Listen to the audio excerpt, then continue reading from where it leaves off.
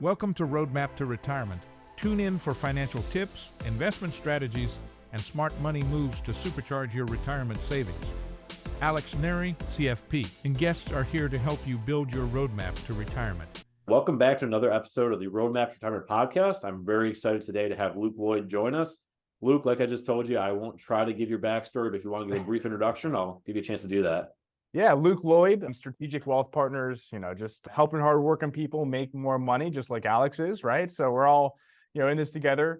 I think me and Alex agreed on that we want to make sure that we find synergies and people, that need help when it comes to investment planning, financial planning, tax planning. And I think Alex does holistic financial planning as well. That's the shop we've built. So we're located here in Cleveland, Ohio, very blue collar kind of workers, good people here. If you ever get down here, I think Rochester's where you're from, Alex? Yes, sir. Yeah, so I think very similar vibes, right? We come from similar areas. Yeah, I think the upstate New York is a lot of that Midwest kind of mentality we find. It's tough when you're traveling and you meet someone and you tell them you're from New York. They have a certain perspective of what you might be like or where you come from. And then you have to explain that New York City is 6 hours away and you don't have any friends there. And then they like you more for some reason. That's right. Now, New York is too wild for me. I moved there for 4 months and I had a little internship there just for the 4 months I was there. But it woke me up. I come from small town, Ohio, Southeast, steel mills, coal mines, very slower paced lifestyle. And moving to New York was a huge culture shock, man. Yeah. And now you're a white collar finance guy. So it kind of goes. I know. But I work with a lot of blue collar people still, though.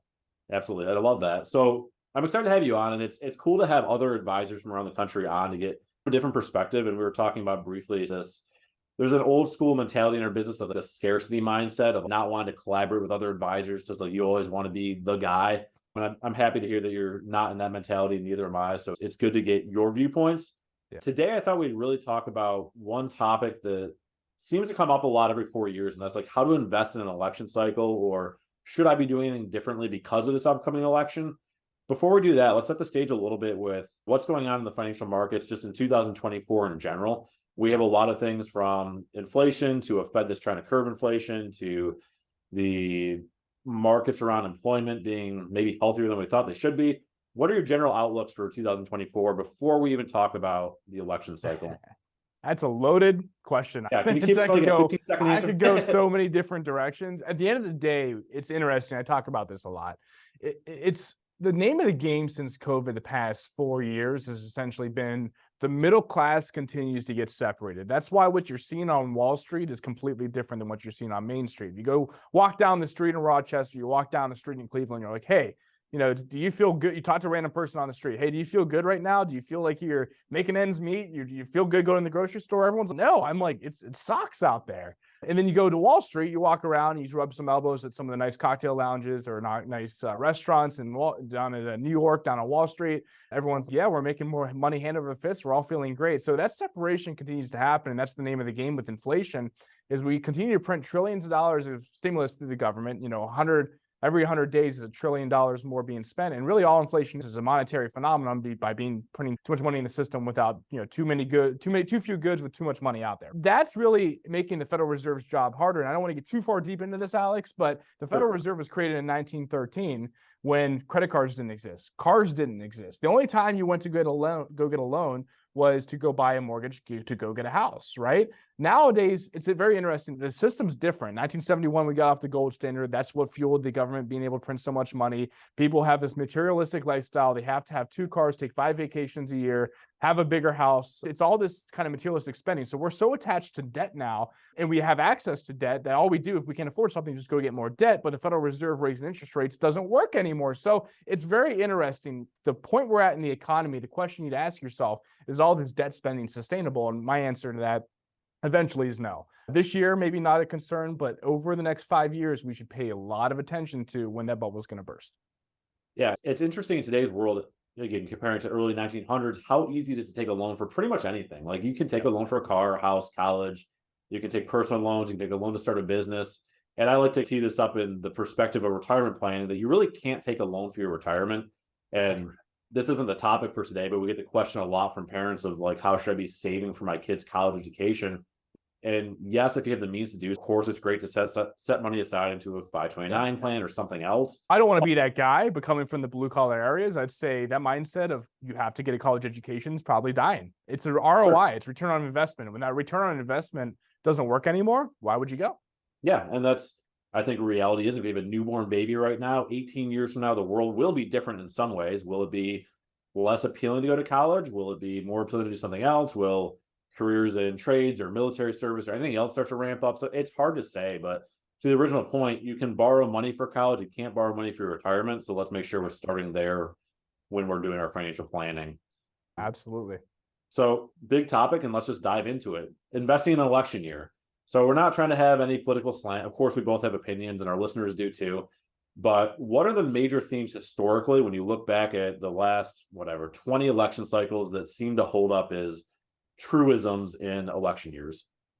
So I pay a lot to the stock market. The stock market is one of the best predictors of outcomes in elections. And it's also allows you to understand what policies you should position around for the outcome of the election, right? One of the easiest stats that I pay attention to, and it's frankly something that I've been talking about a lot, is that if the stock market drawdown intra-year in the election years is about 7%, the incumbent wins. If the drawdown in the stock market is 17 or 18% intra-year, then the incumbent loses. So far this year, if you look at the numbers, there's a drawdown of 7% in the stock market, which is essentially pricing in that we have a Biden victory, the incumbent wins. That could change. We have 5-6 months left. If we see a 17% correction, that could be pricing in a Trump victory, just because people don't like uncertainty. It's nothing to do with the policies of the president. It's to deal with the uncertainty. Investors don't like uncertainty. So when you have a new party coming in there, new person coming in there, revamping the whole system, that gives a lot of uncertainty whether or not those policies are good or bad. So that's one thing I've been paying attention to closely, a lot, because it's going against a lot of the poll numbers with the, talking about a Trump victory. It's going against a lot of the betting odds have Trump winning, and that's where a lot of, the money flows. I like to look at where the money flows, but the stock market's the biggest betting odds and gambling thing, if you can use that term, the biggest casino out there, right? So I think that stat right there is something you need to pay close attention to understand how to position your money if, as we get closer to the election, and who wins. Yeah, it does seem, and we talk about this a lot with our clients, that there's always a stabilizing result in the stock market after the election, regardless of who wins. And it goes back to your point about uncertainty. At the end of the day, most businesses that have a business cycle, or most investors, they're agnostic towards politics. They really don't care as much as we might want to think that they care. So having that stable result at the end of the election cycle is a huge victory for all of us, if we can phrase it that way. It is true, but at the end of the day, I think what we've learned the past couple of years and recently, especially just with the size of the government, is politics matter. Politics influences money, but here's the biggest thing. And I know we don't want to get too far into what the left or right, but both left and right, spend a lot of money. So that's the big difference that we've seen over the past couple of decades is, back in the 70s, 80s, 90s, or, around that time, the big kind of conversation difference between the Democrats and Republicans was Republicans were supposed to be fiscally conservative. That hasn't happened actually the past couple, election cycles. Democrats and Republicans spend the same amount of money, which actually influences the markets. The amount of stimulus, bailouts, 2008, 2009, COVID bailouts. We're still bailing things out. Like it's Silicon Valley Bank, which just happened a couple of years ago. So it's almost interesting that, no matter what happens left or right, they both spend a lot of money.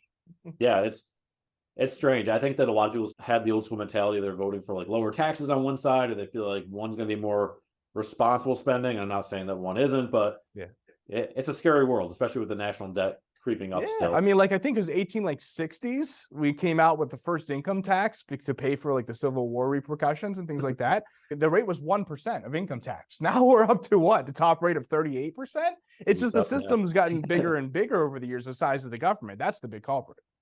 Yeah, as the election approaches, it's something interesting to keep an eye on. Do you feel that investors should be doing something differently with their money? Yeah, so obviously there's a lot of other factors at play. We were talking about inflation, interest rates, obviously the political nature of what the policies are going to look like, earnings in the stock market, AI implementation that we talk about. AI could replace a lot of productivity. That's the thought out there is, how is AI going to run in the system? Are we going to be able to get rid of employees, make companies more profitable? In my opinion, that's just going to make the rich richer, because if people lose jobs and you have more productivity out there, from the corporate side, that's just going to funnel money to the top. So there's a lot of other factors out there, but if we want to pay just closely to the political nature of it and try to influence money, absolutely. These policies, it's not even about the actual policies they implement. It's a speculation around the policies. It's actually, one of the key investing themes I base, investing personally on, investing clients' money on, or my philosophy around life, is reality doesn't actually matter. It's perception of reality that actually matters. So if the perception of reality that a certain candidate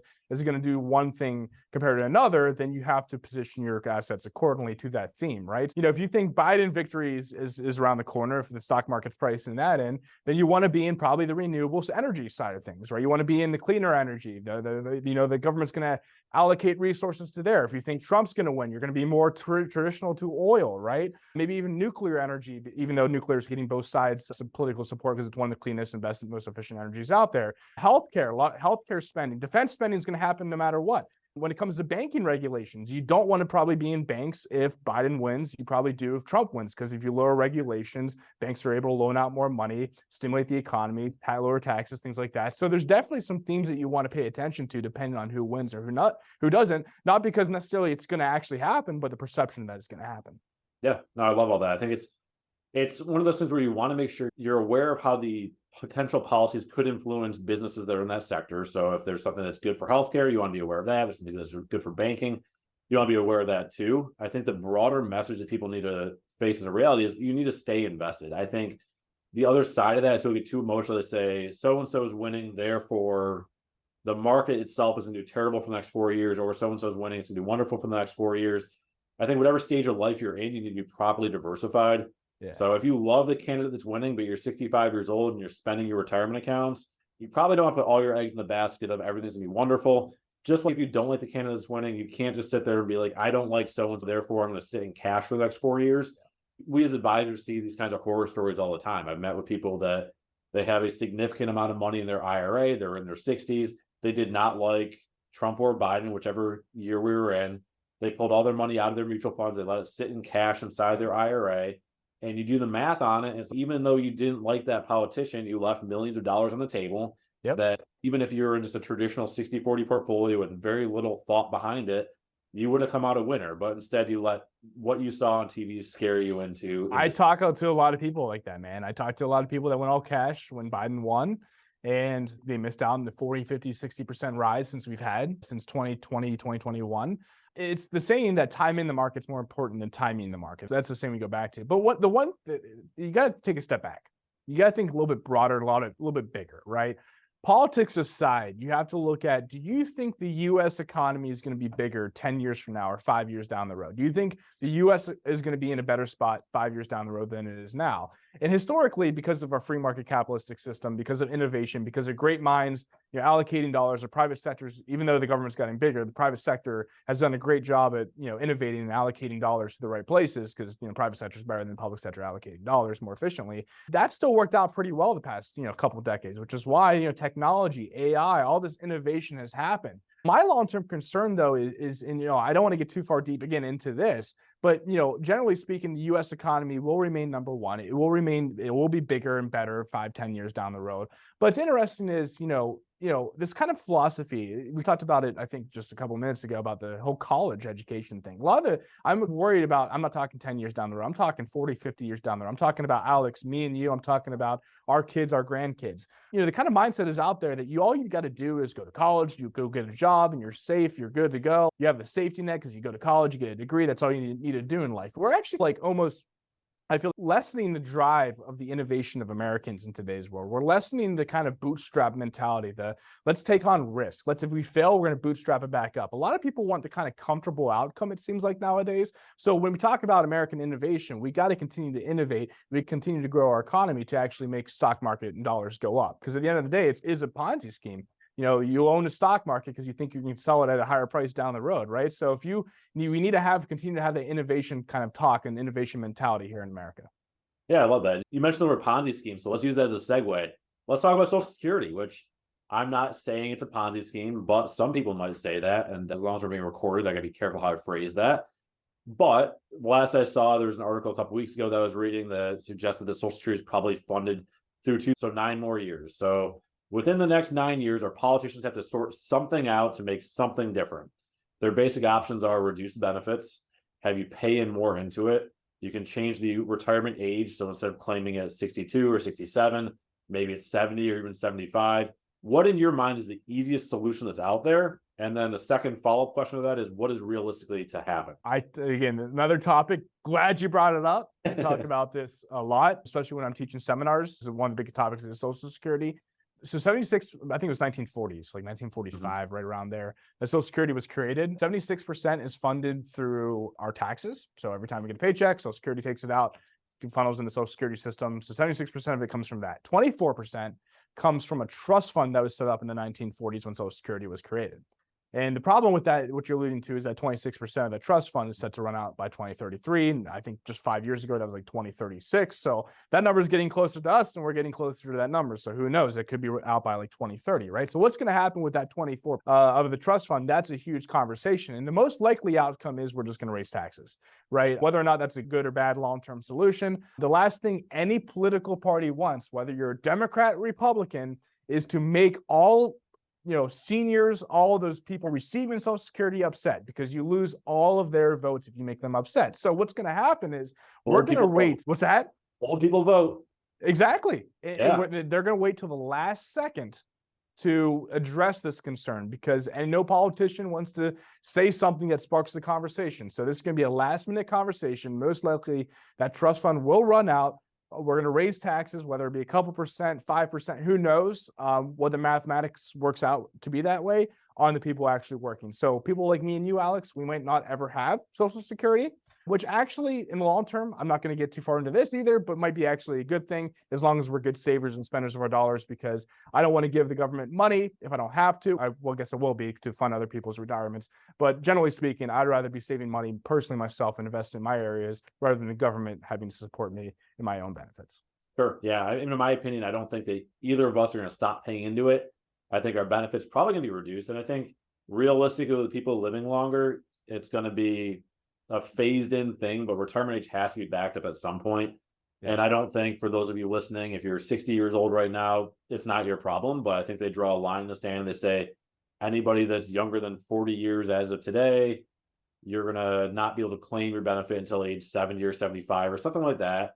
And then there'll be a natural attrition where people die off and they never collect a benefit. And that's how you have a healthy system. 45 workers for every one person receiving benefits. That was the ratio back in the 1940s. Now it's almost like 2.5 workers for every one person receiving benefits, because of what you alluded to, people living longer, people being generally healthier because of technology, things like that. So that ratio, when it gets cut from 45 to 1 and 2.5 to 1, causes issues. Yeah, it's an obvious math problem. You know the numbers as well as I do, but when the system was created, you're retiring at 65, you're dying at 67 or 68. So it was meant to pay out a very short period of time. It was not designed for this 30-year retirement that people are fortunate to have now. So it's making adjustments to make sure we don't run out of dollars or run out of that 24%, like you said. Absolutely. And we'll see what happens. Like I said, I don't think we'll hear any talk about it anytime soon. No, I don't think so. It'll be an emergency topic in that first election before it runs out, and it'll be a hot button thing, and we'll have debates about it, and everybody will be mad at each other, and that'll be fine. Changing gears back to the election. So we were in a historic spot 4 years ago that we had the two oldest guys ever running for office. Now, 4 years later, it looks like we're going to have the same two guys that happen to be 4 years older. Crazy. So we haven't had it happen in a long time. But what do you think happens if we do have a guy die in office, which seems very possible given their ages, or just has a health event while they're in office that they're no longer able to do the job, and the media exposes that, which maybe isn't possible?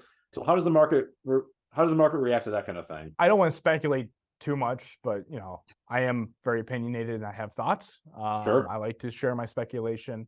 I think generally speaking, no matter again who it is, no matter when it is, you're going to have a significant uncertainty event around something like that happening. You would see something like we talked about before, where an incumbent loses, probably 17-20% market correction at that point in time, just because you have a bunch of uncertainty. And it's not necessarily just about someone dying and what the next person's going to do. I'm generally looking at, and frankly, should be a bigger part of the conversation in today's world, and it is sometimes, but it gets faded after we talk about it for a month, is a geopolitical realm.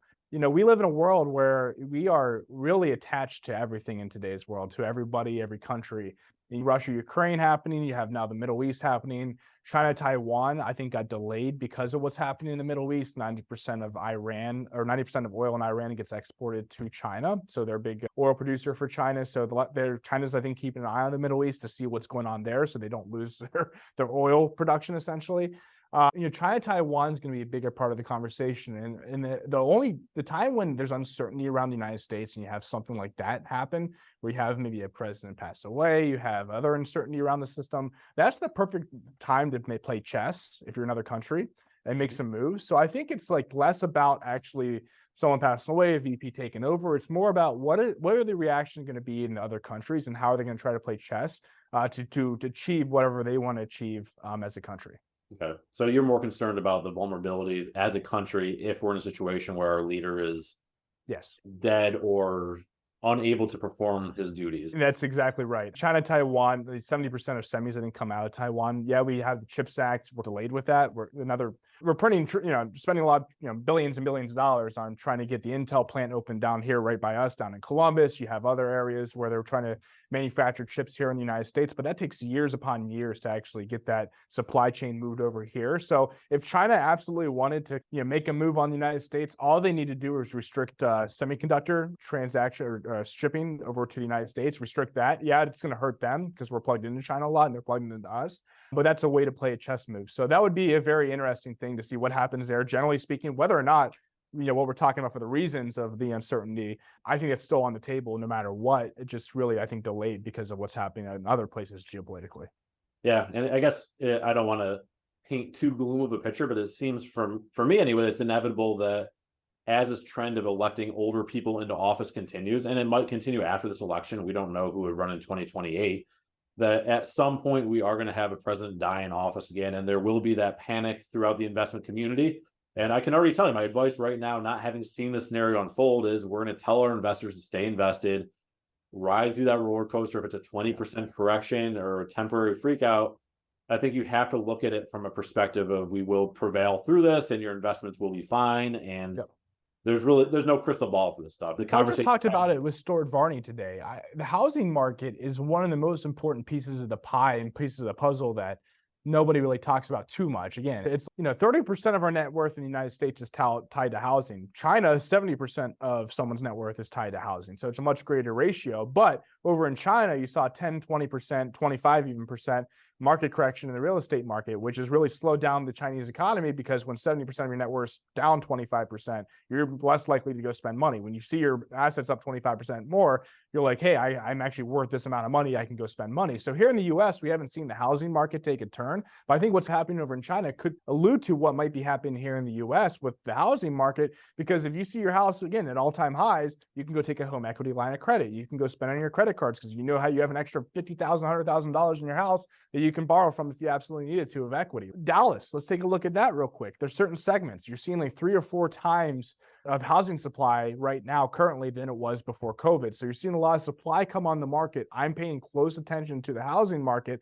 to dictate, again, what the stock market's going to do, what the consumer is going to do from a borrowing standpoint. That plays a large part, and a lot of people don't really. Yeah, this is kind of echoing. We did an episode last week. For those of you listening, go back and listen to the last episode. We did a real estate roundtable, and we talked more specifics about the Rochester market, which I think is, you talked about Dallas. It's a different market here for a lot of reasons. One is just there's not a lot of inventory.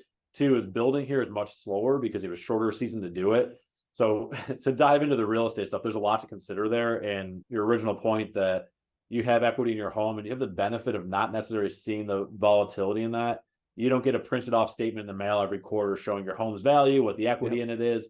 Whereas with your investment accounts, you do. You get your quarterly statement from your IRA and you see it's up or down, and you end up being reactive off of that. I think one of the best things about real estate investment is it allows you to turn it off mentally, allow yourself to let the value appreciate without you meddling in it. Where with our investment accounts, it's always, this happened, what do I do? How do I respond to it? And usually the response is do nothing. At least it seems. Yeah, you're exactly right. The housing, that's why typically the majority of middle-class America has their net worth tied up in the house. It's a great savings vehicle adjusted for inflation. What I will say is I bought a house 3.5 years ago, back in early 21. I locked in a 2.5% rate. It's appreciated probably 35%, but I'll be honest, like I'm engaged. I have a fiance. Don't have kids yet. Maybe my mindset will change when I have kids and things like that. I'm tired of owning a house. Like I had 2 trees fall on my fence. I had water come in the basement. Like I'm tired of the headache. I have an acre of land I have to cut grass with.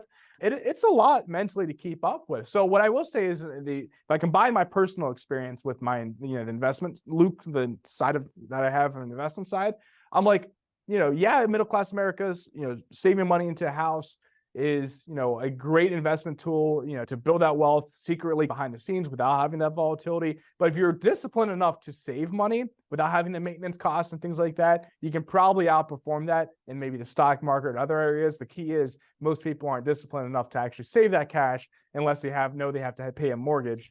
And they have to make sure they pay that mortgage payment every single month. Then they set the money aside. But when you have that extra money, even renting, you don't feel as attached to it renting than you do as a mortgage payment. Yeah, there's pros and cons to that. And you're talking to a guy who's been remodeling a bathroom for about 7 months now. So I get the homeowner struggles. I'm ready to. I was joking this weekend about how I want to sell my house and buy an RV and just drive around the country. But I don't think I'll actually do that. I would love to do that.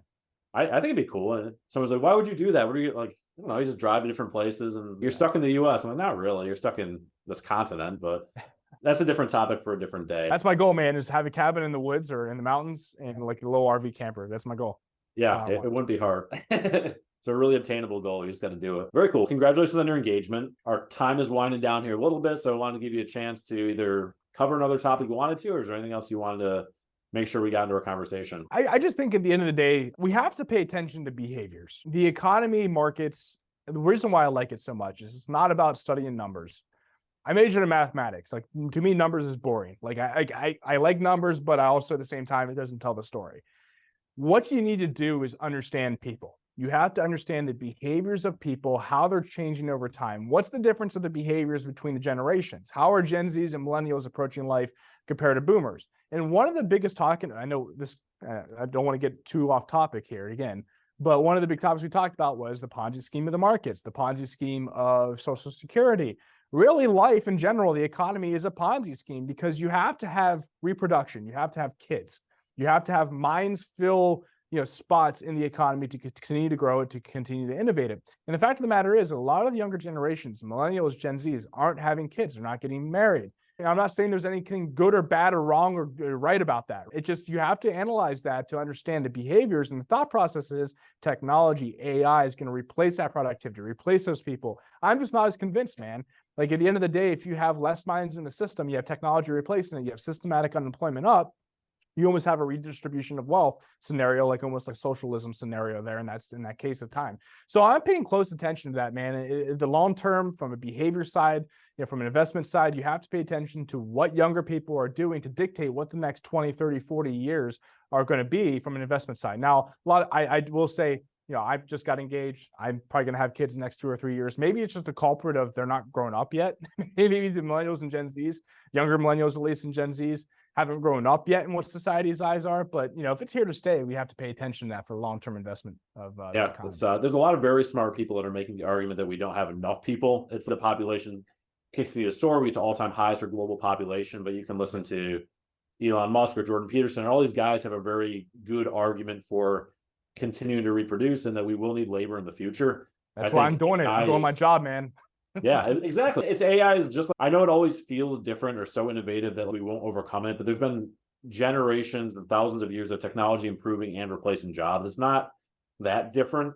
And I don't have that thought completely tied up to be recorded on a podcast, but here we are. There it is. I hope the listeners like that. I like that. No, it's something we all got to pay attention to. As you know, I'm sure in your industry, you can't be a jack of all trades and master of none. You have to stick to what you're good at, outsource a lot of the other things too, right? In this industry, it's very easy to get caught up in the noise. So just focusing on what's important, that's important for us and to help our clients. Absolutely.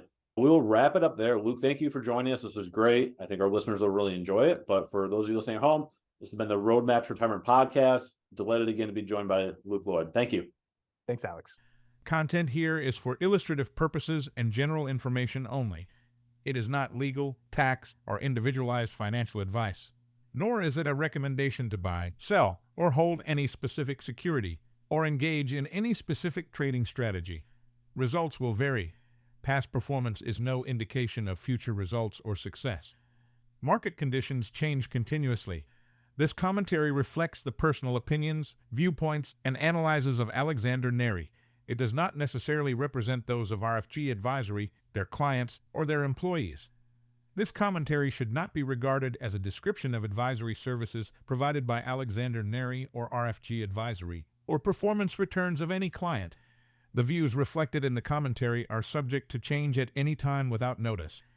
Advisory services offered by investment advisory representatives of RFG Advisory, a registered investment advisor. Alexander Neri and RFG Advisory are unaffiliated entities. Advisory services are only offered to clients or prospective clients where RFG Advisory and its representatives are properly licensed or exempt from licensure. No advisory services may be rendered by RFG Advisory unless a client agreement is in place.